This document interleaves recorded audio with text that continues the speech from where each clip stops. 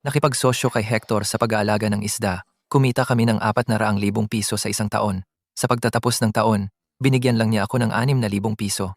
Akin ang palaisdaan. Ako ang naglagay ng puhunan, ikaw ay nagtrabaho lang. Sobra na ang 6,000 piso. Nang walang imik, isinilid ko sa bulsa ang dibidendo na hindi man lang katumbas ng bahagi niya. Sige, bahala ka.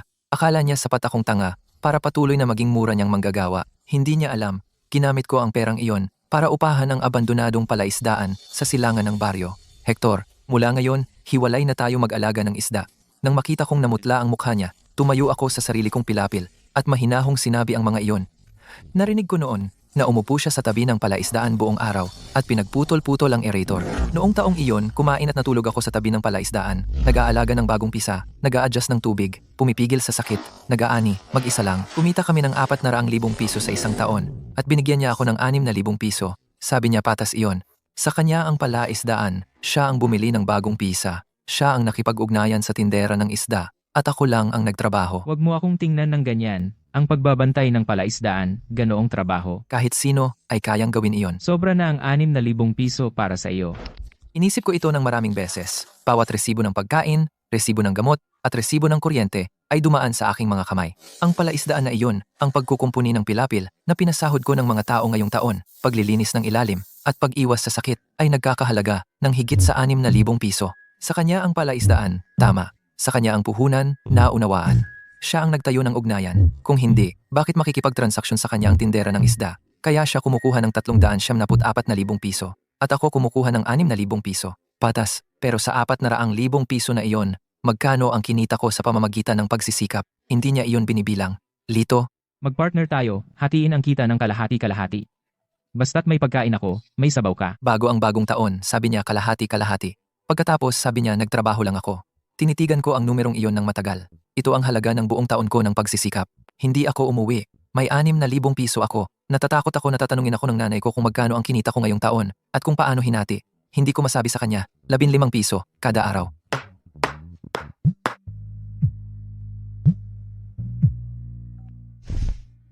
Lito, pumunta ka ng maaga sa ikawalo para mag-alaga ng bagong pisa. Sikapin nating handa na ang palaisdaan bago ang ikapito. Tungkol sa 6,000 piso, huwag mong sabihin sa mga magulang mo ang totoo.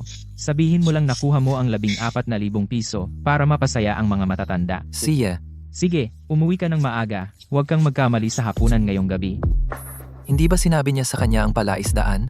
Kung gayon, magpapaupa ako ng sarili ko. Mang Wilson, Sino yan? ako si Lito, ang abandonadong palaisdaan sa silangan ng baryo. Gusto kong upahan ito. Hindi ako nagyayabang, ngayong taon, ang netong kita ng palaisdaan ay 400,000 piso. Mula ngayon, kung may kailangan kayo, lumapit lang sa akin. Ako si Hector, hindi ako taong kuripot. Ang galing talaga ni Hector. Sumama kayo kay Hector at walang problema. Hector, sa harap ng mga kamag-anak, nagdaos ng piging. Puno ang mesa ng mamahaling sigarilyo at alak. Nagmamayabang siya. Hindi ba ang pinsan mo ang kasosyo mo? Siguradong malaki ang kinita niya ngayong taon, di ba? Oo, si Lito ay nagtatrabaho para sa akin. Paano siya malulugi? Binibigyan ko siya ng patas na bahagi, walang kulang kahit isang sentimo. Mas mabuti pa kaysa magpagod sa labas. Si Hector ay isang tapat na tao. Makipagtulungan sa sarili mong kapatid ay nagbibigay sa iyo ng pag-asa. Pinaganda niya ang lahat ng sinabi, at lahat ay tumatango. Ngunit bago pa man mawala ang kanyang mga salita, sabi niya, ang palaisdaan ay akin, ako ang naglagay ng puhunan, siya lang ang gumagawa ng mabibigat na trabaho. Isang mangingisda lang para magkaroon ng ganitong kita ngayon ay dahil ako ang nagdadala sa kanya. Sinabi niya ito ng pabiro, ngunit ang paghamak sa kanyang tono ay halata sa lahat ng naroon. Ang nanay ko ay gustong magsalita. Uy, huwag mong problemahin. Mabuti naman ang trato ko sa iyo, di ba? Sa susunod na taon, magsumikap ka. Gawin mo ang bahagi mo. Hindi ko babawasan ang sa iyo. Oo, sige, bahala ka na. Tiningnan ko ang kanyang mapagmataas na mukha at bigla kong naisip na sa kanyang paningin, ako ay walang iba kundi isang upahang manggagawa. Anak, sabi niya binibigyan kanya ng patas na bahagi, ngunit sa pagitan ng mga linya, paano siya nangahas na ganyan ang sabihin tungkol sa iyo? Nay, wala yon. Alam ko ang ginagawa ko. Anak, umupo ka. Sabihin mo ang totoo, magkano ang kinita mo ngayong taon? 6,000 piso. 6,000 piso? Kumita siya ng 400,000 piso at 6,000 lang ang ibinigay sa'yo? Kakausapin ko siya. Nay, Huwag mo akong pigilan. Buong taon kang nagtatrabaho mula madaling araw hanggang gabi.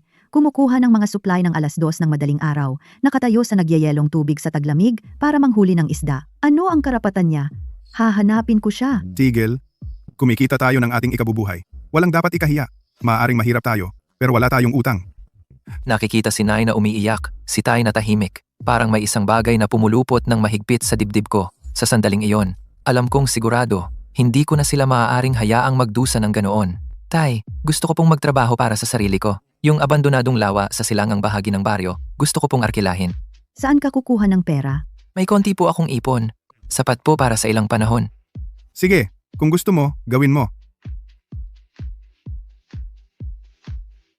Tandaan mo, kahit magtagumpay o hindi, nandito ang pamilya mo para sa'yo.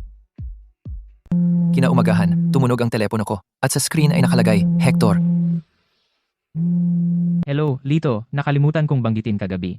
Napumunta ka ng maaga pagkatapos ng bagong taon para linisin muna ang pond dahil in-order na ang mga fry at kailangan nating magsimula sa ikawalo. Sige, nakuha ko.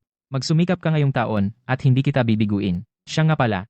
Iyong 6,000 piso, ibinigay mo ba sa nanay mo? Inipon ko. Mabuti na inipon mo, kaya huwag mong sayangin. Okay, kakain ako sa labas ngayon, pero tandaan mo ang ikawalo. Parang ang dali lang para sa kanya. Parang walang nangyari. 6,000 piso at isang simpleng mabuti na inipon mo ay tinatabunan lahat ng pagod ko ngayong taon. Hindi lang ako nakaupo sa bahay. Dahil ng hapong iyon, sumakay ako sa luma kong motorsiklo, sumalungat sa hangin at nagtungo sa probinsya. Mula sa silangang dulo ng baryo hanggang sa kanlurang dulo at sa susunod na bayan, pumunta saan man may mga abandonadong pond. Doon nga ako pumunta. Nakakita ng mga pond na tinubuan ng mga tambo, ang iba ay puno ng putik at tuluyang barado. At ang iba naman ay may tubig na naging mabaho. Anong gagawin mo sa pangit na pond na ito? Gusto kong mag-alaga ng isda. Kahit ang mga ligaw na isda, hindi mabuhay sa pond na ito at gusto mong mag-alaga ng isda? Nagpagala-gala ako buong araw. Manhid ang mga binti ko sa lamig at puno ng dumi ang mga kamay ko. Pero hindi ako nakaramdam ng pagod. Dahil alam ko na, ang mga abandonadong pond na hinahamak ng iba ay ang aking tiket sa pagbabalik.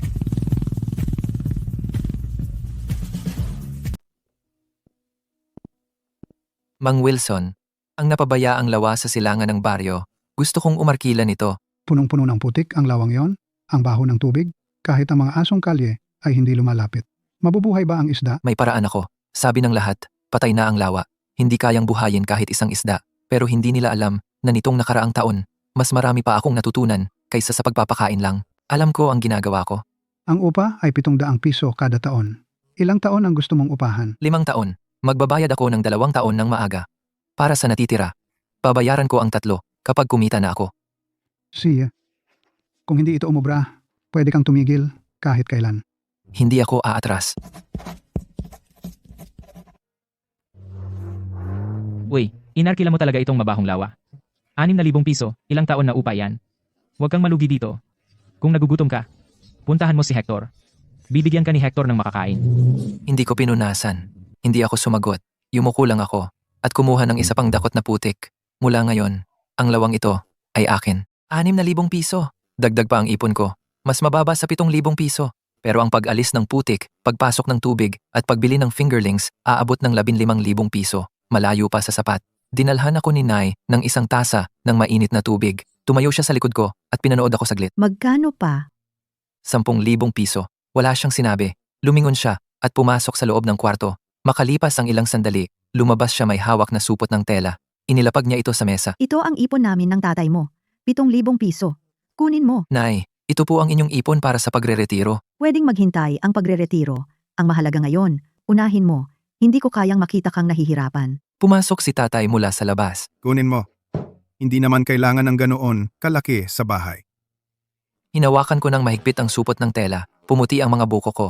Kinuha ko ang 7,000 piso at pinagsama ko sa sarili kong pera. 13,000 piso. Kulang pa rin. Kinaumagahan, sumakay ako ng motorsiklo puntang lokal na kooperatiba ng kredito sa bayan. Ang babaeng empleyado sa counter ay nag-abot sa akin ng form. Isang loan na 11,000 piso. Hoy, di ba ito ang pinsan ko? Anong ginagawa mo sa kooperatiba? Hindi ako tumingala at nagpatuloy sa pagsulat ng form. Nangungutang. Ano ang gagamitin mong collateral? Yung mabahong palaisdaan, sabihin ko sa inyo. Inaarkila niya ang abandonadong palaisdaan sa silangan ng baryo, kahit ang isdang gala ay hindi nabubuhay doon, sinabihan ko siyang wag gawin. Ayaw niyang makinig. Malulugi siya ng husto. Tumingala ako. Sinara ko siya. Wala akong sinabi. Ang babaeng empleyado sa counter ay medyo napahiya. Sir, tutuloy pa rin po ba kayo? Oo. Umalis si Maya sa trabaho niya sa bayan para tulungan ako. Babae ka lang at marumi at nakakapagod ang palaisdaan. Ikaw ang gumagawa ng lahat ng maruming trabaho, habang ako naman ay tumutulong sa iyo sa libro at paghahalo ng feed. Mas mabilis ang dalawa kaysa isa. Sa tabi ng lawa, nagtayo kami ng simpleng kubo. Kumain at natulog kami doon. Nawala na sa isip si Lito. Yung lawang sira-sira, hindi man lang makapag-ipon ng tubig. Tama. At akala niya, kaya niyang kalabanin si Hector. Yung lalaking yun ay may modernong intensive na lawa. Hintayin mo lang. Malulugi siya ng todo. Pinagtatawanan ako ng lahat. Pero alam ko, kung mas malakas ang tawa nila, mas kailangan kong patunayan ang sarili ko. Handa na ang lawa. Sunod bibili ng isdang bagong pisa. Hindi ako nag-aalaga ng ordinaryong isda. Gagamit ako ng high-end na organikong eco-fish. Doble ang presyo sa merkado kumpara sa regular na isda, pero mas mataas ang mga requirements sa teknolohiya. Nag-aral ako sa Pambansang Akademya ng Agrikultura, probiotics at mga halamang tubig kasama ang mga isdang filter feeding. Iyan ang teknolohiya ng pinagsamang ekolohikal na pagsasaka. Pinuno ko ng notes ang 3 buong notebook. Narinig ni Hector na mag-ecological fish farming ako at sa hapagkainan, tumawa siya ng todo. Isang walang kwentang mangingisda na gumagawa ng ekolohikal na pag-aalaga ng isda. Hahaha, magtapon lang ng pagkain sa lawa, pero nagtatanim ka ng mga halaman sa tubig para sa iyong isda, parang nag-aalaga ka ng royalty.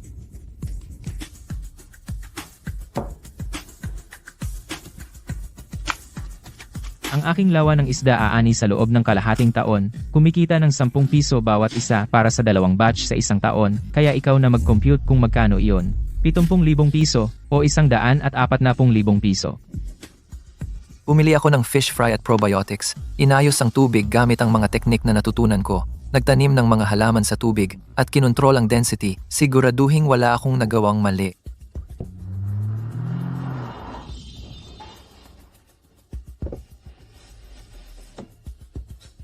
Sa lahat ng magagarang kalokohan na yan, maghintay ka lang at mawawalan ka ng pera.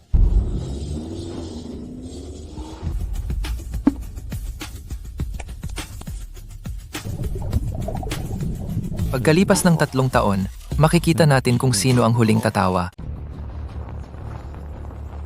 Simula ng tag-init, umulan ng walang tigil sa loob ng 3 araw at gabi. Ang tubig sa pond ko ay 1 dangkal na lang mula sa tabing. 1 dangkal na lang.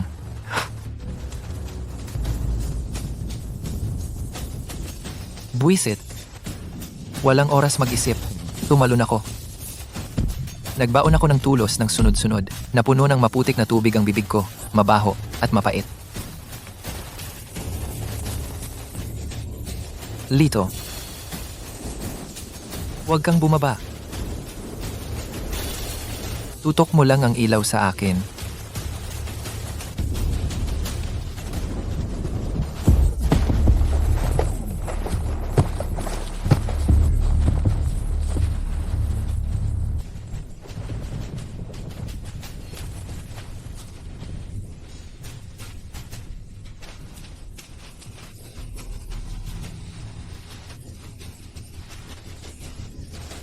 Pinatay mo ako sa takot. Akala ko matatangay ka ng tubig.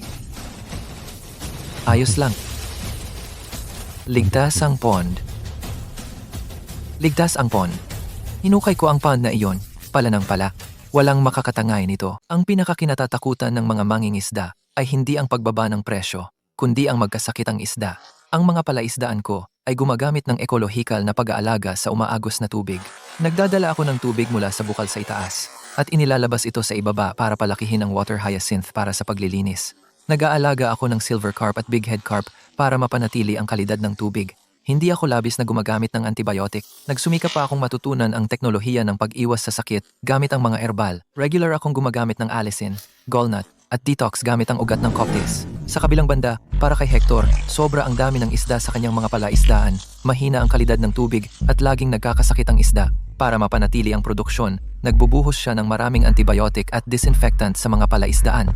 Gumagamit pa siya ng Ang band na Malachite Green? Ginoong Hector, medyo sobra ka sa paggamit ng gamot. Paano kung may bigla ang inspeksyon? Anong inspeksyon? Wala yon. Hindi naman ako nagbebenta sa mga taga rito. Ang mga mamimili ng isda, timbang lang ang mahalaga. Kaya sino ba ang magmamalasakit kung anong gamot ang ginagamit? Narinig ko ang sinabing iyon mula sa isang kabarangay, si Lee. Napabuntong hininga ako at walang sinabi. Bawat isa ay may kanya-kanyang paraan ng pag-aalaga ng isda. Hindi ko lang alam kung sino ang unang makararating sa Pampang. 15 buwan na. Ang aking ekologikal na grass carp lumaki ng higit sa 3 kilo. Makinis na katawan, makintab na kaliskis, matigas na laman. Ang may-ari ng high-end na kadena ng inas ng isda sa lungsod, si G.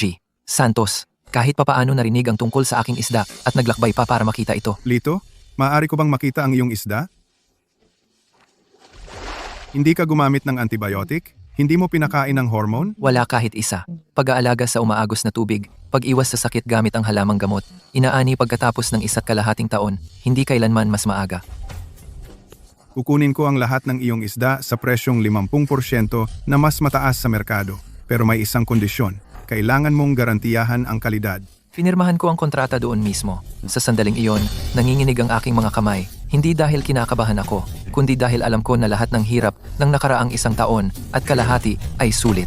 Unang batch, 5,000 isda. Araw ng anihan. Si G. Santos mismo ang dumating na may dalang refrigerated truck, tinimbang, ikinarga, at binayaran. 5,000 isda. Timbang, 3.2 kilo. 16,000 kilo sa kabuuan. 2 piso bawat kilo. 50 sentimo ang higit sa regular. Lahat-lahat, mahigit 25,000 piso. Pagkatapos ng gastos, nakaani kami ng 15,000 piso. Hinawakan ko ng mahigpit ang transfer slip na iyon. Nanginginig ang mga kamay ko. Noong nakaraang taon, sa trabaho ni Hector, nagtrabaho ng 1 buong taon. 6,000 piso lang ang kinita ko. Ngayon, ang unang batch, kumita ako ng 15,000 piso. Lito, nagawa natin. Hindi ako nagsalita. Inilapag ko ang kamay ko sa kamay ni Maya at pinisil ito ng mahigpit. Hindi pa tayo tapos. Pangalawang batch, maglalagay ako ng 10,000 isda. Lumingon ako kay G. Santos. Medyo namumula ang mga mata ko, pero ngumiti ako. Si. Dahan-dahang umalis ang refrigerated truck sa daan ng baryo. Nagpapataas ng alikabok. Tumayo kami ni Maya sa tabing pond. Sa likod namin, ang malinaw na palaisdaan. Sumilaw ang sikat ng araw sa tubig, parang gintong nakakalat. Yung isda ni Lito benta ng 2 piso kada kilo, talaga? Si G. Santos mismo ang pumili. Dumating ang ilang refrigerated trucks at nakita ko mismo. Wow! Yung bata, nagawa talaga. Kumalat ang balita sa nayon at nagdulot ng kaguluhan sa 2 piso kada kilo kumpara sa kay Hector, halos doble. May mga hindi naniwala, pero ang mga refrigerated trucks talagang pumasok at nang marinig ni Hector, nangitim ang mukha niya. Hoy, Lito, narinig ko malaki ang kita mo, benta mo ng 2 piso, samantalang akin 1 piso lang, pero yung isda mo umabot ng 1 taon at kalahati, di ba? Ako inaani ko sa kalahating taon, 2 beses sa 1 taon, kaya ikaw na mag-isip kung sino mas malaki. Hindi ako sumagot. Patuloy lang ako sa paghagis ng damo sa lawa. Siya nagbibilang ng kita niya, at ako, nag-aalaga ng isda ko. Sa oras na lumaki ang isda mo, bumagsak na ang merkado, kaya huwag kang umiyak. Inggit lang siya. Hayaan mo siyang mainggit. Susundin namin ang sarili naming landas. Siya, inaani sa kalahating taon. Ako, 1 taon at kalahati. Siya, benta ng 1 piso. At ako, 2 piso. Kung sino mas malaki kita hindi naaayos sa usapan. Kapag nakita natin ang resulta sa katapusan ng taon, may iiyak at may tatawa. Para sa ikalawang batch, umabot ako ng 10,000 isda. Nagdala rin ako ng ilang karpa. Ako mismo ang nagparami ng mga isda. Wala akong sapat na pera. Ginamit ko ang palaisdaan bilang sangla. Nang hiram ako ng 40,000 piso sa lokal na kooperatiba ng kredito. Nang malaman ng pamilya ni Maya, dumating ang tatay niya. May itatanong lang ako sa iyo. Paano mo babayaran ang utang? Sa mga isda na inaalagaan ko. Po, bigyan niyo lang ako ng 1 taon. Kung hindi ko ito mabayaran, pupunta ako sa inyo at personal na hihingi ng tawad. Wala siyang sinabi. Nanigarilyo siya ng 2 sigarilyo.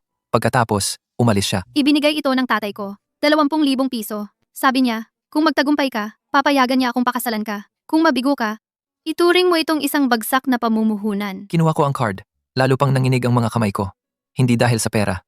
Dahil sa likod ng 20,000 piso na iyon, ay ang tiwala ng isang buong pamilya. Sabihin mo sa tatay mo, hindi ko hahayaang mabigo ang pamumuhunan niya.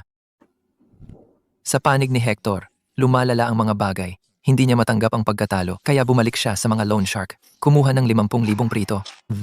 Sa pagkakataong ito, mas matalino siya. Binawasan ang densidad, pero gumamit pa rin ng growth promoters, mga antibiotic, tapos dumating ang heatwave. Masyadong mataas pa rin ang densidad ng isda niya. Sumama ang kalidad ng tubig, dagdag pa, matagal na siyang gumagamit ng antibiotic. Naging resistant ang bakterya, nagkaroon ng outbreak ng gill rot. Sa loob ng 3 araw, sa 50,000 isda, mahigit 20,000 ang namatay. Pumula ang mukha ni Hector, kumuha siya ng patay na isda. Ibinagsak niya ito ng malakas sa lupa. Paano nangyari ito? Gumastos ako ng malaking pera sa gamot. Ang mga isdang ito ay napakababa ng kalidad, amoy gamot, ang laman ay nagkakawatak-watak. 50 sentimo kada kilo, hindi na pwedeng tumaas. 50 sentimo, mas malaki pa ang gastos ko dyan. Kunin mo o huwag. Tumalikod ang tindero ng isda at umalis. Sa huli, ang mahigit 20,000 natitirang isda ay halos hindi na ibenta. Pero, ang sama ng kalidad. Ang tindero ng isda ay nag-alok lang ng 50 sentimo kada kilo. Sa batch na iyon, hindi lang siya walang kinita, kundi natalo pa ng mahigit 30,000 dolyar. Sa akin naman, 10,000 ekologikal na grass carp ay lumabas ng walang problema sa pond. Dagdag pa ang mga prito na ako mismo ang nag-alaga. Sa loob ng 1 taon, kumita ako ng 80,000 piso. Pinayaran ko na lahat ng utang. At may natitira pang 50,000 piso. Kumain ka pa. Sobra kang pumayat ngayong taon. Magaling.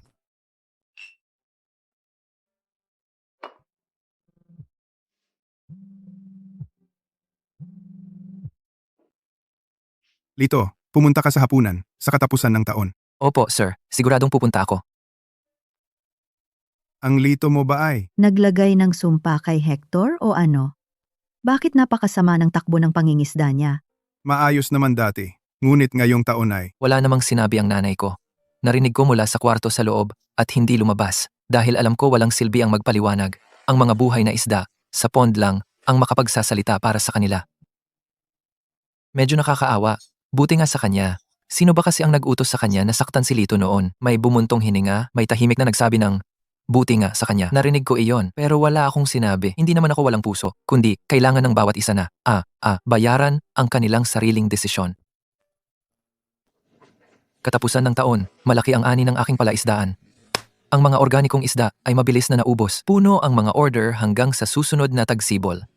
Ang may-ari ng kadena ng mga supermarket ng sariwang pagkain sa lungsod ay pumunta ng personal upang pumirma ng eksklusibong kasunduan sa supply.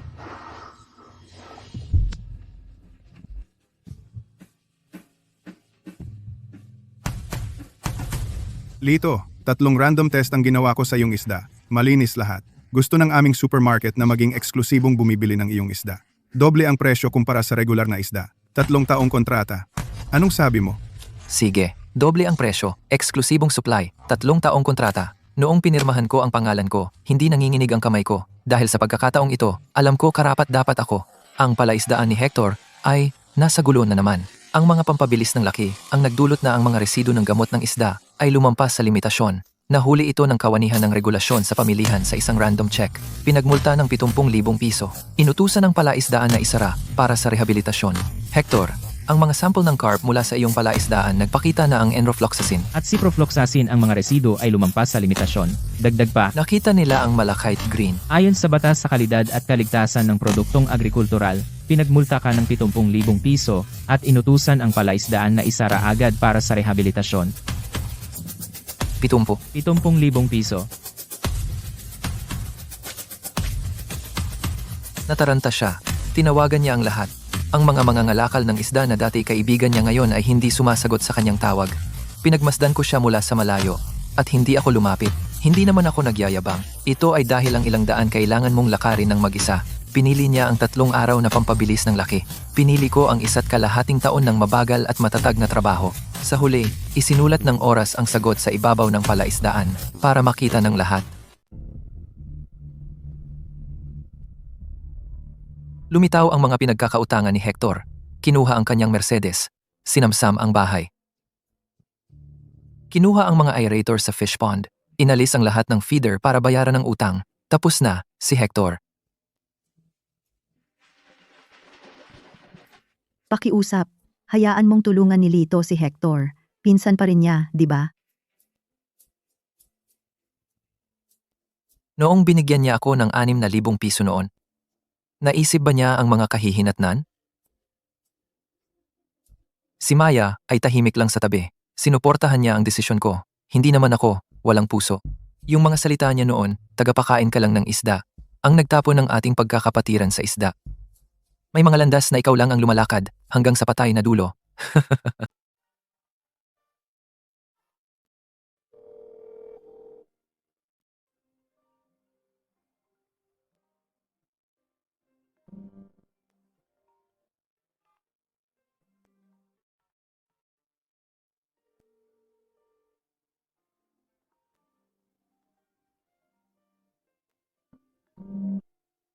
Lito, nakikiusap ako sa'yo. Nasa ospital ang tiyo mo. Nanghihina na ang puso niya. Wala na kaming kahit isang sentimo. Pwede mo ba kaming pahiramin ng pera? Alang-alang sa pamilya. Lito? Tahimik si Maya sa tabi ko, pero ang kamay na nasa balikat ko ay nagsasabi sa akin na sinusuportahan niya ang desisyon ko. Ginang, may gagawin po ako. Ingat po. Sa huli, tahimik akong nagbayad ng mga bayarin sa ospital ng tiyo ko, bilang paggalang sa aking tiyuhin. Pero ang ilang bagay, hindi mababayaran ng pera. Pinipilit ng pamilya ni Maya na magpamamanhikan.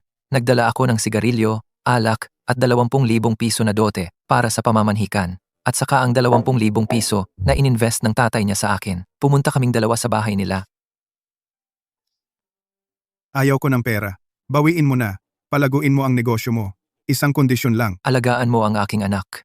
Po, huwag kayong mag-alala. O pa rin? Tay, ngumiti talaga siya. Namula si Maya sa tabi ko. Tuwang-tuwa ang nanay ko. Nagpupunas ng luha. Hindi niya kinuha ang 2 stack na pera. Pero may nakuha akong mas mahalaga pa sa pera.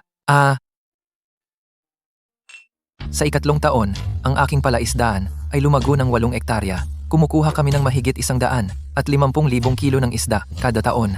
Nagsimula ako ng kooperatiba at nagsama ng mahigit 20 pamilya mula sa baryo na gustong sumali. Ibinigay ko ang mga binhi at teknolohiya at ako ang namahala sa pag-iwas sa sakit at bentahan sa kabuuan. Lahat ay nag-aalaga ayon sa pamantayan at bumibili ako sa presyong kontrata. Iyan ay 25% mas mataas sa presyo ng merkado. Lito, hindi ka ba nag-aalala na magkakamali kami at masira ang iyong pangalan? Oo, kaya tuturuan ko ang bawat pamilya, isa-isa. Kung may sumingit ng bawal na gamot, huwag asahan na magiging maluwag ako. Walang mangahas na magulo dahil alam ng lahat na ang pagsama kay Lito ay kumikita. Pumupunta ako sa bawat bahay at sinusuri ang bawat palaisdaan. Hindi ako nagiging mapagbigay dahil naloko na ako dati. Ayaw kong ang aking mga tao ay gumawa ng parehong pagkakamali. Mula sa isang tao tungo sa isang koponan, mula isang palaisdaan hanggang 8 ektarya, inabot ako ng 3 taon upang gawing pang-aalipusta ng tao sa langit na matatawag kong akin.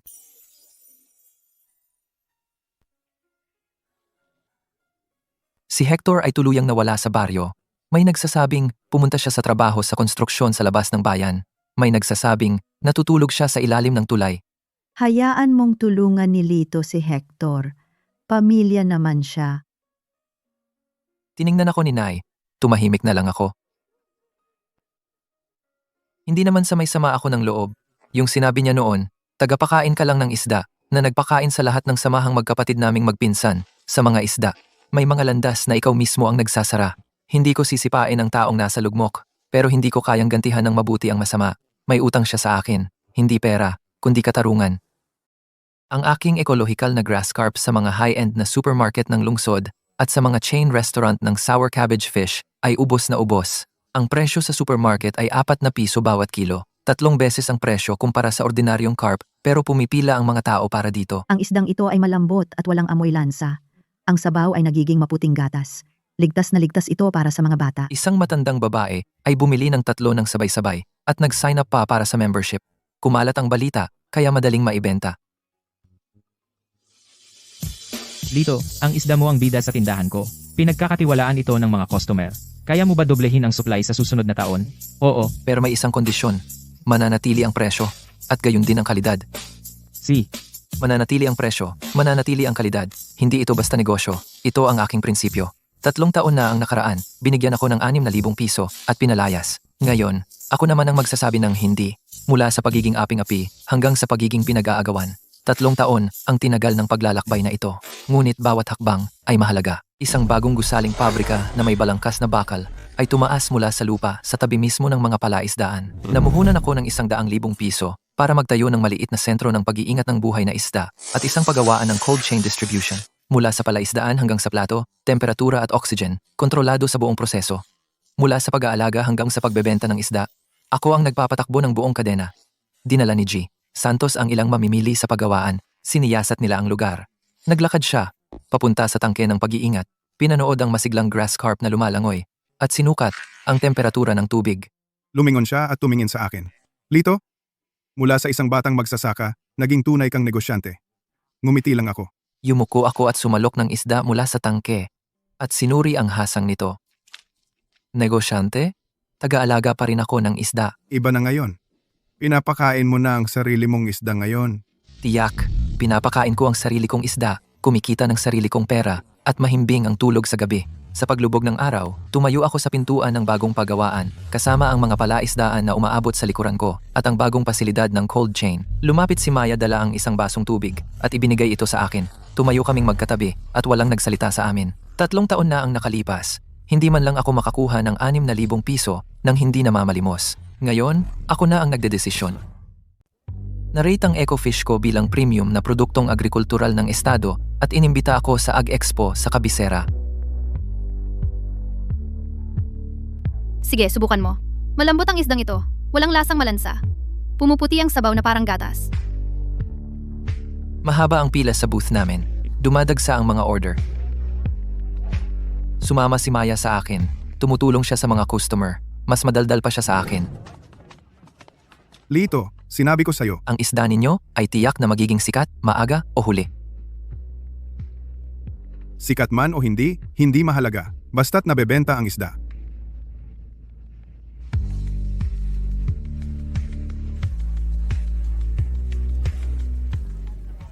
Hindi kinaya ni Hector doon sa labas at umurong pabalik sa baryo.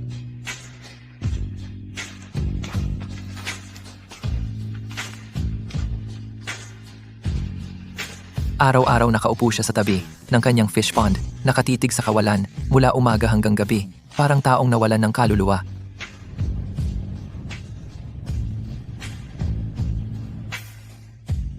Hindi ko siya pinagtawanan.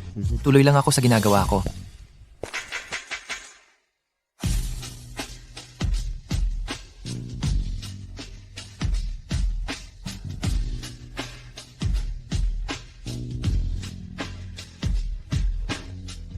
Hindi siya karapat-dapat sa kahit katiting na awa. Sabi ni Maya, hindi siya karapat-dapat sa kahit kaunting awa. Wala akong sinabi. Hindi naman sa hindi ako sumasang-ayon. Wala lang akong nakikitang punto. May mga daan na nilalakad mong mag-isa. At kung maligaw ka, kailangan mong humanap ng daan pabalik. Lito, Hector, alam niyang mali siya. Sige na, alang-alang kay Hector. Payagan mo na siya sa kooperatiba.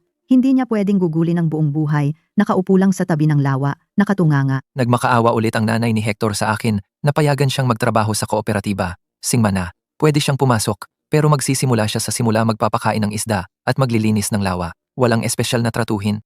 Kung ano ang sabi mo? Paano kung magdulot siya ng gulo? Pinaghirapan mo ang pagtatayo ng kooperatiba na ito. Huwag mong hayaang sirain niya to. Binabantayan ko siya. Hindi naman sa mahina ako, may mga buhol. Kailangan may mag-umpisang magkalag bago sila tuluyang matanggal. Isinuot ni Hector ang kanyang lumang damit. Tumalon siya sa lawa ng isda para linisin ang putik.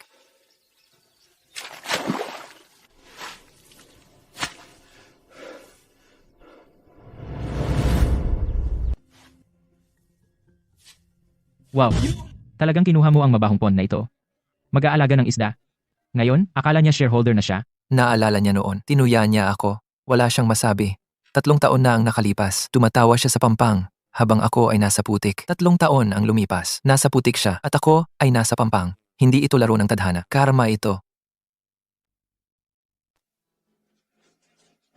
Lumago ang aming kooperatiba hanggang sa mahigit 60 sambahayan. Nagpapalabas kami ng mahigit 600,000 kilo ng isda kada taon. Nagtayo ako ng isang modernong palaisdaan at binuo ko ang lahi ng Clearwater Ecological Carp. Dumating ang mga TV station mula sa Cabisera para makapanayam ako. Dumating ang mga pinuno ng lungsod mula sa bayan para tingnan ang mga bagay. Pati ang mga propesor mula sa Universidad ng Pangisdaan ay dinala ang kanilang mga estudyante rito para mag-intern.